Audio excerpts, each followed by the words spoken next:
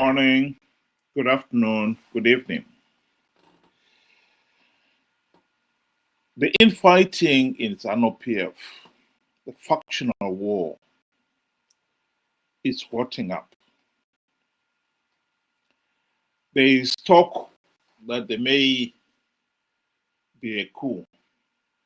In fact, some people were reporting that they saw tanks on the street, and they fear that what happened in 2017 is back again. At the present moment, the reality is Zanu PF's dominance is so much that there is really no one who can tell them what to do. Mnangagwa, as we saw the other day, is spending money like there's no tomorrow, buying the support of anyone and everyone. The other day we're showing vehicles, the fleet of vehicles that he bought for the army generals. And the week before that, it was the Women's League, and so forth. And meanwhile, the country's basic needs are being neglected. And as much as people would want to focus on those issues, the truth of the matter is Zanu PF has so much dominance that everything is really on hold. And until this Zanu PF factional war is over. And at the present moment, the big debt is going to be the Congress in Mutare. And people are curious to know what is going to happen there. The last conference, the party conference in Bulawayo last year, had its first resolution was that Mnangagwa must stay in power until 2030. And that has been the number one issue occupying the party for the last 12 months. So until the Congress happens, people don't know what is going to happen. The other big issue that has occupied the people's minds is the fight between VP Chwenga and one of Mnangagwa's allies, Themba Mliswa. Themba Mliswa has been out criticizing VP Chwenga for calling for the end of corruption. The real debate has been, according to Themba, that VP Chwenga is being hypocritical because he has benefited from corruption himself.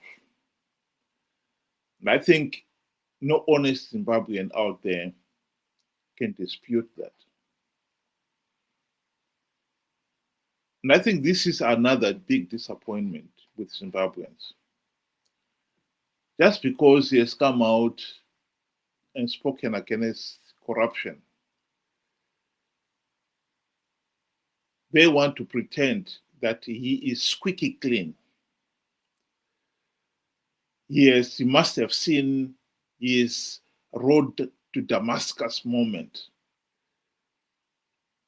He is the same individual who, when he was at the head of the coup in 2017,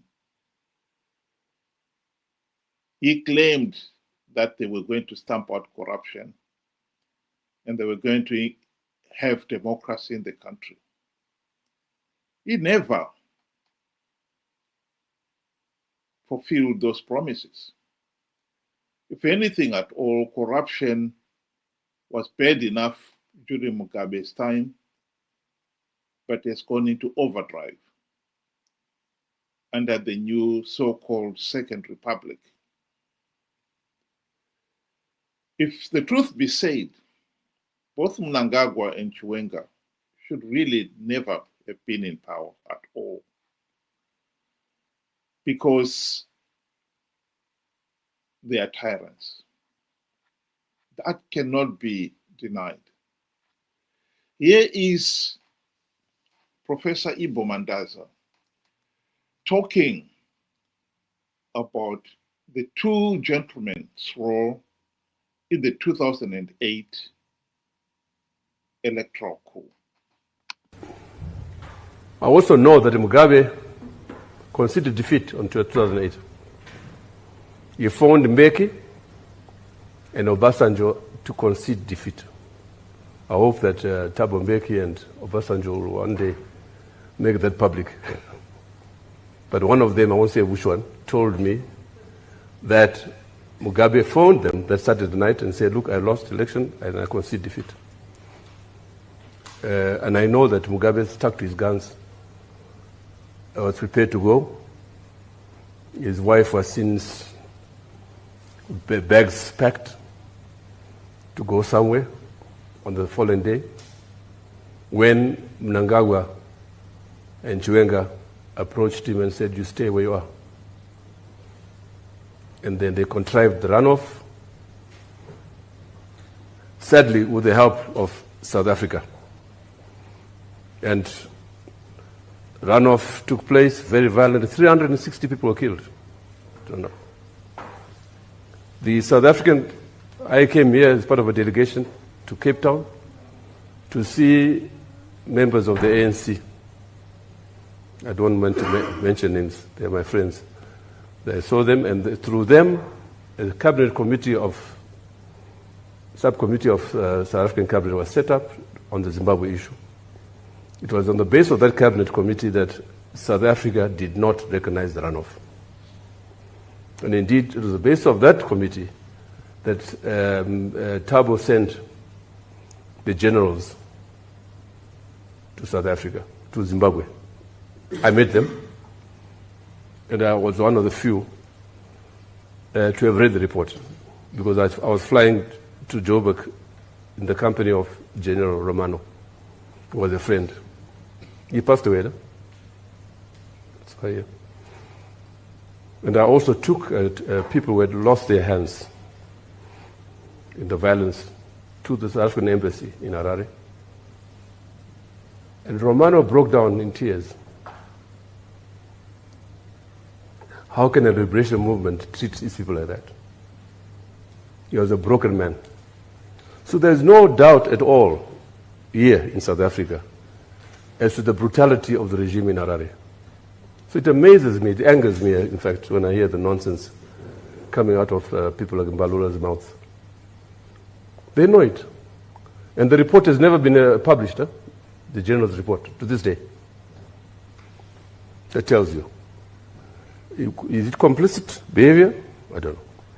But to get back to 2008, the runoff took place. Mugabe was sworn in at midnight before boarding a plane with Mbeki to Sharm el-Sheikh. Ambassador, I forgot to mention that. Yes? I'm not talking about it was contrived, but clearly there was a definite plan to keep Mugabe in office. And it's no secret that I had Thabo speaking the other day, saying the Zimbabwean people came together to form the GNU. It's only half true. Morgan Tsvangirai was literally regimented into the GNU. That's a fact. The tragedy with Zimbabwe is that we never seem to learn. Because the two gentlemen who told Mugabe are not going anywhere, i.e. Emmerson Mnangagwa and Constantino Chiwenga were the men behind the Operation Mafutera Papi of 2008. That Professor Ibo Mandasa was talking about, the generals were in tears. That how could a liberation movement do this kind of thing to its own people? They were the ones behind it. And yet come 2017, the people of Zimbabwe made the mistake of trusting them. When the army staged the military coup, the people were invited to show their approval, and they poured in the hundreds of thousands onto the streets up and down the country to show their approval of the military coup. They were convinced that the coup was going to deliver, to stamp out corruption and deliver democracy. It did not. What we are seeing through what is happening now is a repeat of 2017. And it is heartbreaking that some people have forgotten already 2017 and are coming out in support of one side or the other. The problem is it doesn't matter who wins. Whichever side the people supports, if they win, they will take that as a mandate that they've got the people's support. And we'll be back to square one. I think it's about time the people of Zimbabwe took time off and articulate exactly what is it you want.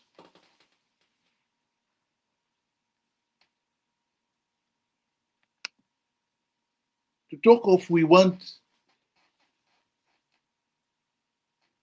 a prosperous Zimbabwe is not good enough. What is it that will make Zimbabwe? Where did you go wrong these last 45 years? Why have you not got the prosperous Zimbabwe that we all want? That is the detail that is now required. One of the problems that has happened in Zimbabwe, in fact, it started even during the Liberation War itself, is that Zanu PF has brainwashed the people into believing that they cannot think for themselves. And they are totally helpless without the party. And unfortunately, the opposition parties that have arisen as well have taken the same mentality. The only political system that can function in Zimbabwe is one in which the leaders are put on a pedestal where they are more than the glorious leaders who should not be questioned,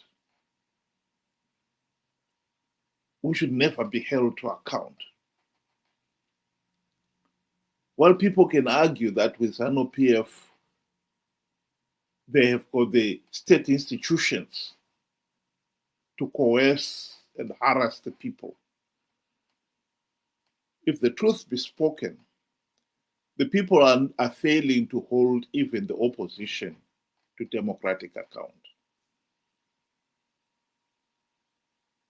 For the last 2 years on this platform, we've had this debate of, did Chamisa lie about plugging the vote-taking loopholes? Of course he did. But you'll be surprised how many millions of people out there still cannot accept that.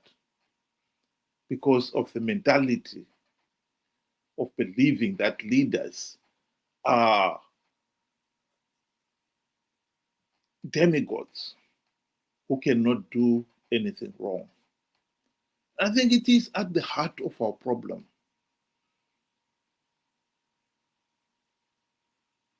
The Greeks, the ancient Greeks, said there are three types of people. And I think you'll find most people will agree with it. The idiots, who are so inward looking, they only think of themselves. Then there's the tribesmen who can only think of themselves and their immediate group. To them, the tribe is their religion, and the leader is the demigod. That has been at the root of our problem. Our political system are based on that tribesman mentality. You belong to Zanu PF, you're faithful to the party, you're faithful to the leadership. You never question the leadership. The truth of the matter is democracy only works if the citizens hold the leaders to account. Those who are elected in public office are supposed to be serving the people. Democracy is supposed to be a government of the people, by the people, for the people. So the people themselves are the ones who are the boss. They hold the leaders to account, or those who have been elected to public office to account. But when you've got the tribesman mentality, where the leader becomes a demigod, you don't hold the leader to account. How dare you? That is the root cause of why Zimbabwe has been a failure. We have never held our leaders to account. We always hold them as gods. While Zanu PF factions are fighting, it is important that we should also be clear on what is it we want. What we want is to see the dictatorship dismantled. We don't want to see one dictator removed and replaced with another. We want the dictatorship dismantled so that we have a democracy, a government of the people, by the people, for the people. And we, the people, must start exercising our right to hold leaders to account.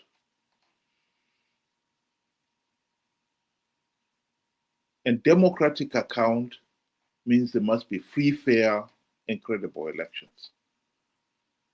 That should not be negotiable.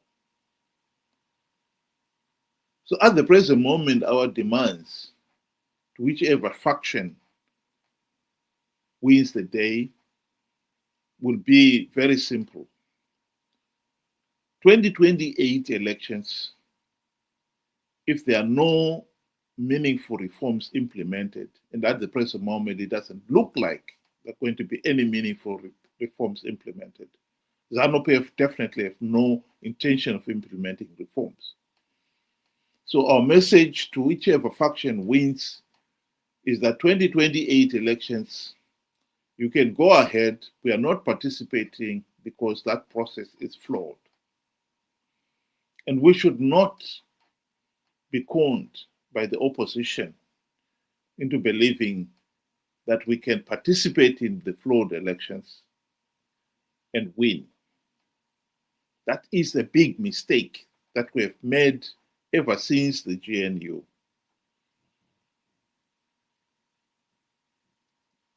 People should not participate in the 2028 elections. And if you do not participate, you will deny Zanu PF legitimacy.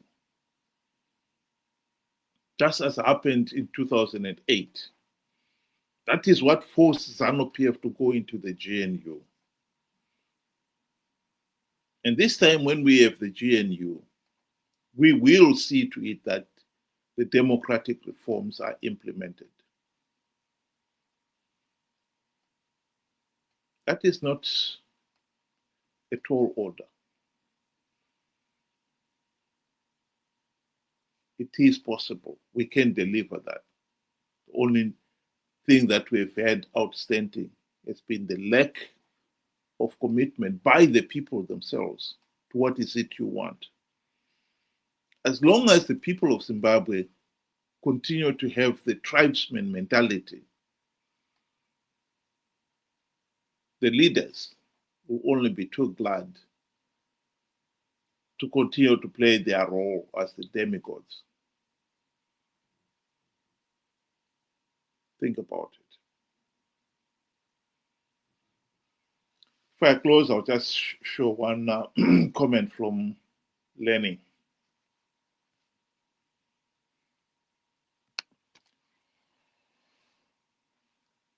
Well, I think I've tried to answer that point. What should we do if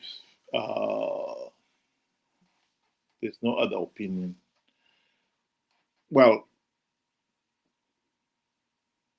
I think in this particular case, the worst thing we can do is repeat the mistake we made in 2017 of welcoming one faction, particularly after we were conned by the opposition leaders who had been promised that by supporting the coup, they will be rewarded with a GNU. Because as soon as Mugabe's letter of resignation was received, the Zanu PF thugs changed and completely ruled out the GNU. There was never any GNU. I think we should be very clear and stand firm on we want democratic change. We want an end to the dictatorship and replace it with a democracy. This whole idea of a compromise,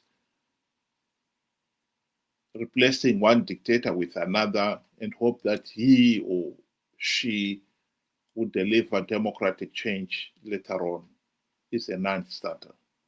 After 45 years of rigged elections, we need to put an end to this madness. Thank you very much, those who were able to join us. I hope you'll be able to do it again, the usual time, 8 o'clock, Zimbabwean time, 7 o'clock, UK time. Have a good evening.